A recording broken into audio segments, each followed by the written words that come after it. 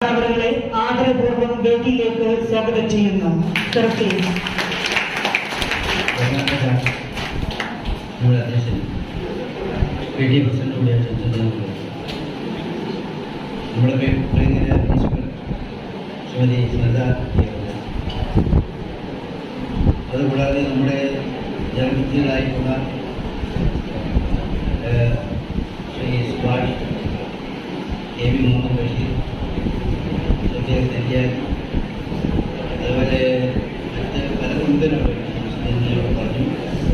അതുകൂടാതെ അതായത് സിസ്റ്റത്തിനെ പറ്റി കുട്ടിക്ക് പേടി മാറ്റുക, ഓപ്പൺ ചെയ്യുക, ക്ലോസ് ചെയ്യുക, ഫോൾഡ് മാറ്റുക, സേവ് ചെയ്യുക, അങ്ങനെയുള്ള കുറച്ച് വിദ്യ മാത്രത്തിലുള്ള കുറച്ച് അത് മാത്രമായിട്ട് മാറ്റുക. 13ാമത്തെ വിഷയമായിട്ട് അത് കൊണ്ടുവരുന്ന സമയത്ത് വലിയ വിവാദങ്ങളൊക്കെ ഉണ്ടായി.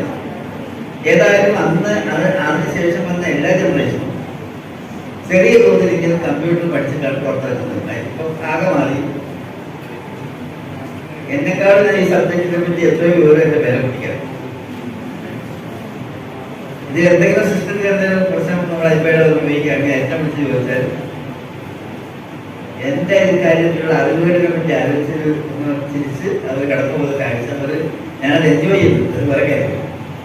എനിക്കിതിനെ പറ്റിയൊന്നും അറിയില്ല എന്നുള്ള ഭാവത്തിൽ അവർ യോഗ്യന്മാരാണ് പറഞ്ഞ വില കുട്ടികൾ പോകുന്ന രംഗം അത് എൻജോയ് ചെയ്യാൻ അത് വേറെ സംഗതിയാണ്.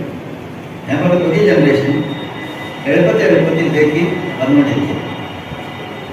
അപ്പൊ ഇതിൽ മറ്റൊരു സംഗതി ഉണ്ടാവുന്നത് പറയുന്നത് ഇന്ററാക്റ്റീവ്. പണ്ടത്തെ ഒരു സംഗതി എന്ന് പറയുന്നത് സ്മാർട്ട് ക്ലാസ് റൂമിലടക്കം ഉള്ളതിൽ നിന്ന് വ്യത്യസ്തമായി ഇന്ററാക്റ്റീവ് ലേണിംഗ് ഒരു പരീക്ഷ ഞാൻ അവിടെ കൊണ്ടുവന്നു.